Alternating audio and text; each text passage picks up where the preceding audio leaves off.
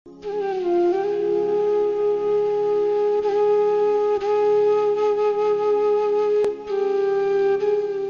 दे महान सेवक हुसैन शाह होरां दी त्रीजी बरसी दे मौके उत्ते पंजाबी यूनियन ते पंजाबी मीडिया ग्रुप दे प्रबंध हेठ भरवां इकट्ठ होया, जिहदे विच पंजाबी अदब ते फिकर दे आगूआं रलत कीती। उचेचे परौनिया गलबात करदिआं हुसैन शाह होरां दी शख्सियत ते उन्हां दे फन बारे गल्लां सांझियां कीतियां ते आखिया कि अजਿਹੇ लोक मां बोली नूं हयाती देंदे ने। हुसैन शाह वो मिसाल है साडे लई, जिन्हें अपने अमल नाल अपनी सारी जिंदगी गुजारी है।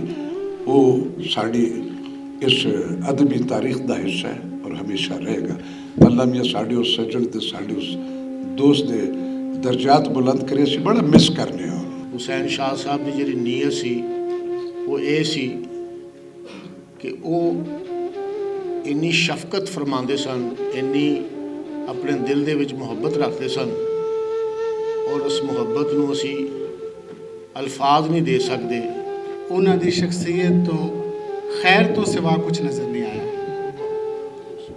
तुसी सारे दोस्तों ने इत्थे आके आ गवाही दी है कि वो भले आदमी सन, भले इंसान सन, हमेशा रहने वाले सन। मैं हुसैन शाह दे घर आखिरी दिनों तक आपदियां बेटियां नूं नाल लैके आंदा रहा और उन्होंने मैनू जदों भी तोहफा दिता है, मेरिया बेटियां नूं जदों भी तोहफा दिता है, किताब का तोहफा दिता है। माँ बोली दा सेवक पक्का, इस धरती दा पुत्र सक्का। माँ बोली दा सेवक पक्का, इस धरती दा पुत्र सक्का। वेले दे खड़पैंचां नूं कर दिंदा सी हक्का बक्का। पूरी अकैडमी ਇਹੋ ਜਿਹੇ ਲੋਕ ਜਿਹੜੇ ਜ਼ਿੰਦਗੀ ਦੇ ਵਿੱਚ ਸਾਰਾ ਕੁਝ ਕਰ ਗਏ ਨੇ ਔਰ ਇਹਨਾਂ ਲੋਕਾਂ ਨੂੰ ਜ਼ਿੰਦਗੀ ਦੇ ਵਿੱਚ ਮਕਸਦ ਦੁਨੀਆ ਦੇ ਉੱਤੇ ਮਕਸਦ ਦਾ ਪਤਾ ਲੱਗ ਗਿਆ ਸੀ, ਕੁਝ ਕਰਕੇ ਜਾਣਾ। ਤੇ ਸਾਡੀਆਂ ਉਮਰਾਂ ਲੰਘੀਆਂ, ਸਾਨੂੰ ਹਾਲੇ ਤੱਕ ਨਹੀਂ ਪਤਾ ਲੱਗਾ ਸੀ ਆਏ ਕਾਹਦੇ ਨਹੀਂ ਆ ਤੇ ਅਸੀਂ ਕਰਕੇ ਕੀ ਜਾਣਾ। ਤੇ ਇਸ ਕਰਕੇ ਸਾਨੂੰ ਸੋਚਣਾ ਚਾਹੀਦਾ ਕਿ ਅਸੀਂ ਕੀ ਕਰਨ ਵਾਸਤੇ ਆਏ ਔਰ ਅਸੀਂ ਕੀ ਕਰਕੇ ਜਾਣਾ। ਉਹ ਅੱਜ ਵੀ ਜ਼ਿੰਦਾ ਸਨ, ਉਹ ਕੱਲ ਵੀ ਜ਼ਿੰਦਾ ਸਨ। ਜਿਹੜੇ ਦੁਨੀਆ ਤੇ ਕੁਝ ਕਰ ਜਾਂਦੇ ਨੇ ਉਹ ਹਮੇਸ਼ਾ ਦਿਲਾਂ ਦੇ ਵਿੱਚ ਜ਼ਿੰਦਾ ਰਹਿੰਦੇ ਨੇ। शाद मिले जिस वेले मैनू बजन लग दे ढोल निमाए, ओ बजन लग दे ढोल निमाए, मेरे लई अनमोल निमाए, तेरे बिठड़े बोल निमाए। मुकर्रीन दा कहना सी कि हुसैन शाह ने पंजाबी दे उन्हां खेतरां अंदर काम कीता ਜਿਹੜੇ ਮੁਸਲਸਲ ਨਜ਼ਰअंदाज ਹੁੰਦੇ ਰਹੇ। ਡਰਾਮਾ ਨਿਗਾਰੀ ਤੇ ਕਹਾਣੀ ਨਵੀਸੀ ਅੰਦਰ ਉਹਨਾਂ ਦਾ ਭਰਵਾਂ ਹਿੱਸਾ ਹੈ। ਉਹਨੇ ਜੋ ਕੁਝ ਕੀਤਾ ਆਪਣੀ ਜ਼ਿੰਦਗੀ ਦੇ ਵਿੱਚ ਉਹ ਜ਼ਿੰਦਾ ਰਹੇਗਾ। ਲੇਕਿਨ ਸਾਡਾ ਵੀ ਫਰਜ਼ ਕੋਈ ਬਣਦਾ ਹੈ। ਸਾਡਾ ਫਰਜ਼ ਇਹੀ ਬਣਦਾ ਹੈ ਕਿ ਜੋ ਉਸਨੇ ਕੀਤਾ ਉਸ ਨੂੰ ਸਾਂਭੀ। ਜਿਹੜੇ शाह साहब सन ਉਹਨਾਂ ਨੂੰ ਪਾਰੀ ਨਹੀਂ ਲੱਗਦਾ ਸੀ, ਉਹਨਾਂ ਤਣੇ ਨੂੰ ਲੱਗਦਾ ਸੀ, ਸ਼ਾਖਾਂ ਨੂੰ ਲੱਗਦਾ ਸੀ, ਪੱਤਿਆਂ ਨੂੰ ਲੱਗਦਾ ਸੀ। ਉਹ ਫਲ ਕੀ ਸੀ? ਮੁਹੱਬਤ ਦਾ ਫਲ ਸੀ, ਖਲੂਸ ਦਾ ਫਲ ਸੀ, ਇਸਾਰ ਦਾ ਫਲ ਸੀ। ਇੰਨਾ ਵਾਫਰ ਨੂੰ ਤਕਸੀਮ ਕੀਤਾ ਕਿ ਜੋ ਲੋਕਾਂ ਨੂੰ ਸਮੇਟਿਆ ਹੀ ਜਾ ਰਿਹਾ। ਅਸੀਂ ਸਾਰੇ ਸ਼ਾਹ ਸਾਹਿਬ ਵੱਲ ਦੀ ਗੁਫ਼ਤਗੂ ਕਰਨ ਵਾਸਤੇ, ਉਹਨਾਂ ਨੂੰ ਯਾਦ ਕਰਨ ਵਾਸਤੇ, ਉਹਨਾਂ ਦੀਆਂ ਮੁਹੱਬਤਾਂ, ਉਹਨਾਂ ਦੇ ਸਾਡੇ ਉੱਤੇ ਕੀਤੇ ਹੋਏ ਸਾਡੀ ਮਾਂ ਬੋਲੀ ਤੇ ਅਹਿਸਾਨਾਤ ਨੂੰ ਯਾਦ ਕਰਨ ਵਾਸਤੇ ਇਕੱਠੇ ਹੋਏ ਹਾਂ। हुसैन शाह बड़ी कमाल की शख्सियत सन। अज किसी ने हुसैन शाह को बाबा आख्या, मैं खुश नहीं होया इस गल तो। वो कितों भी बाबा नहीं सन। मैनू अज इतराज इस तस्वीर से भी है। हुसैन शाह कदे भी बाबा नहीं सन। और नौजवान आदमी सन, बेपनाह तनोमंद आदमी सन, बेपनाह उन्होंने कोल है सी एनर्जी।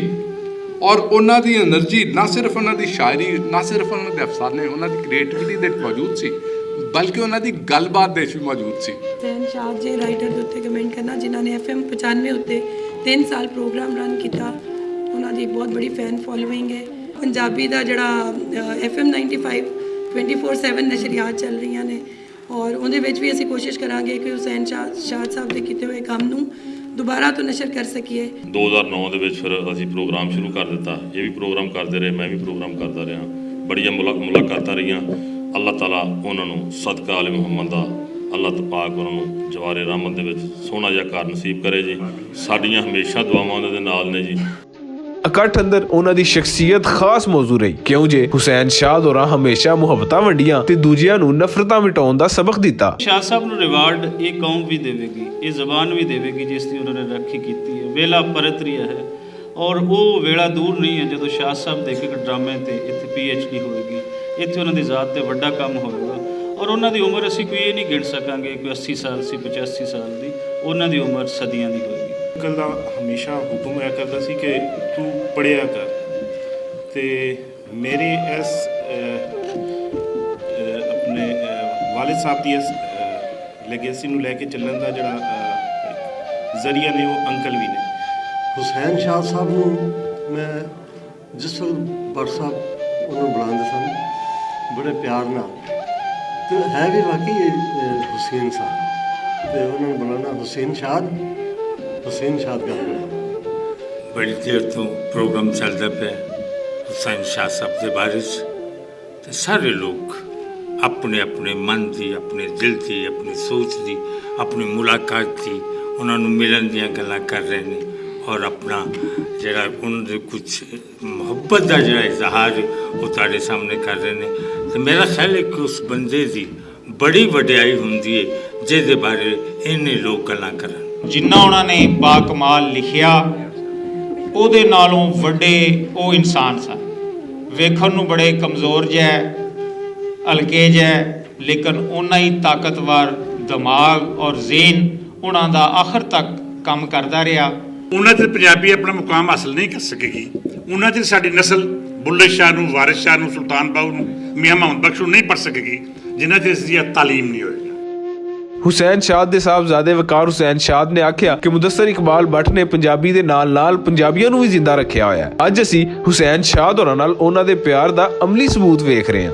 ਸਭ ਤੋਂ ਪਹਿਲਾਂ ਤੇ ਮੈਂ ਮੁਦੱਸਰ ਭੱਟ ਸਾਹਿਬ ਦਾ ਔਰ तमाम ਹਾਜ਼ਰੀਨ ਦਾ ਔਰ ਵਾਲਿਦ ਸਾਹਿਬ ਦੇ ਦੋਸਤਾਂ ਦਾ ਔਰ ਪਿਆਰ ਕਰਨ ਵਾਲਿਆਂ ਦਾ ਸ਼ੁਕਰਗੁਜ਼ਾਰ ਹਾਂ ਕਿ ਜਿਨ੍ਹਾਂ ਨੇ ਮਹਿਫਿਲ ਸਜਾਈ ਔਰ ਸਾਨੂੰ ਇਜਾਜ਼ਤ ਬਖਸ਼ਿਆ ਕਿ ਅਸੀਂ ਉਹਨਾਂ ਦੇ ਬਾਰੇ 'ਚ ਆ ਕੇ ਗੱਲ ਕਰ ਸਕੀਏ ਔਰ ਉਹਨਾਂ ਦੀਆਂ ਮੁਹੱਬਤਾਂ ਨੂੰ ਜਿਹੜਾ ਨਾ ਵੰਡ ਸਕੀਏ ਆਪਸ 'ਚ।